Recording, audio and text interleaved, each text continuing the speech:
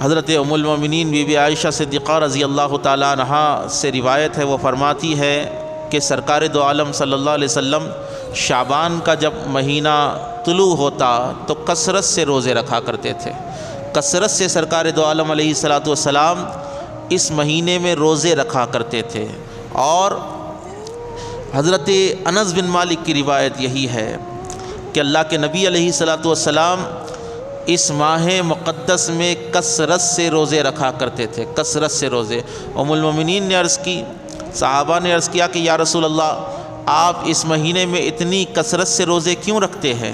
اتنی کثرت سے روزے کیوں رکھتے ہیں؟ اللہ کے حبیب صلی اللہ علیہ وسلم نے ارشاد فرمایا کہ اس مہینے میں اللہ تعالیٰ سال بھر میں بندے کے ساتھ جو جو واقعات پیش ہونے والے ہیں، یا اس کو کتنا رزق دینے والا ہے، یا اس کی موت لکھی جانے والی ہے، اللہ تعالیٰ یہ تمام چیزیں فرشتوں کے سپرد کر دیتا ہے۔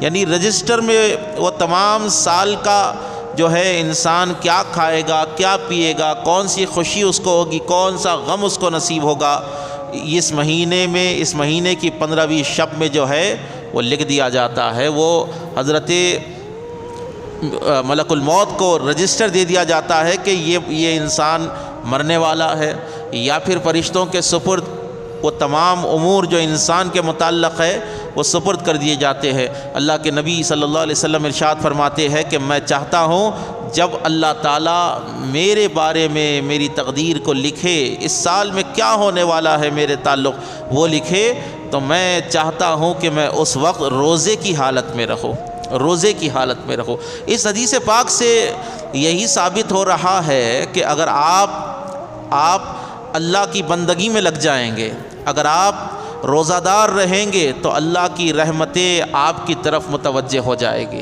اللہ کی رحمتیں، اس کی عنایات آپ کی طرف متوجہ ہو جائیں گی۔ تو اسی لیے اس مہینے میں جو ہے کثرت سے آپ روزے رکھیں، درود شریف کی کثرت کرتے رہیں۔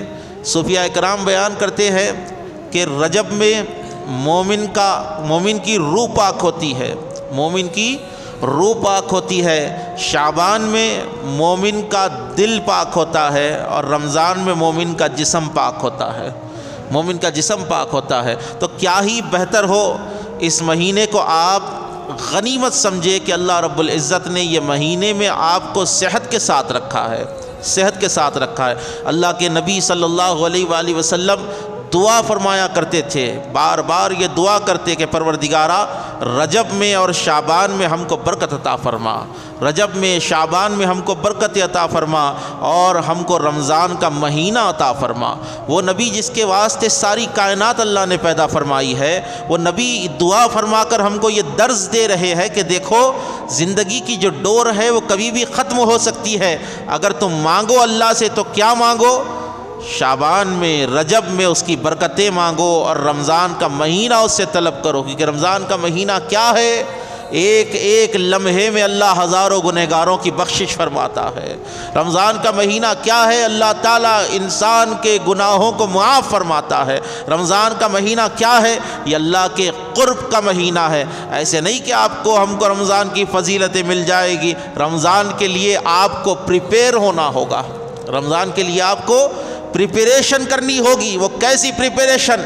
شعبان کے مہینے میں اپنی زبان کو ذکر سے مرصع کرو، شعبان کے مہینے میں اپنی زبان کو درود پاک سے مرصع کرو، اور رمضان کے مہینے کی جو حلاوت ہوگی وہ آپ کی روح تک پہنچے گی، آپ کے قلب تک پہنچے گی۔ ورنہ کیا آپ روزہ رہ رہے ہیں، بس آپ بھوکے ہیں، نہ کیفیت آپ کے قلب کے اوپر طاری ہوتی ہے، نہ ہی آپ کے تقوی میں جو ہے سو کوئی بلندیاں آتی ہے۔ اگر واقعی رمضان کا اللہ تعالیٰ نے روزے کیوں فرض فرمائے؟ کتب علیکم الصیام کما کتب علی الذین من قبلکم لعلکم تتقون، ہم نے تم پر روزے اسی طرح فرض کیے ہیں جس طرح ہم نے پچھلی امتوں پر فرض کیے تھے، لعلکم تتقون، تاکہ تم متقی ہو جاؤ۔ تو روزے کا مقصد انسان کو تقوی گزار بنانا ہے، روزے کا مقصد انسان کو جو ہے مومن کے لیے یعنی نفس کے اوپر اس کی فتح کروانی ہے۔ روزے کا مقصد انسان کو تقوی ظاہر تقوی باطن سے مالا مال کرنا ہے۔ یہ چیزیں کب حاصل ہوگی؟ یہ چیزیں تب ہی حاصل ہوگی جب آپ نبی کریم علیہ الصلاۃ والسلام کے طریقے پر رہیں گے۔ سرکار دو عالم علیہ الصلاۃ والسلام کے آپ طریقے، سرکار کا طریقہ کیا رہا؟ رمضان سے پہلے آپ شعبان معظم میں کثرت سے روزہ رہا کرتے تھے۔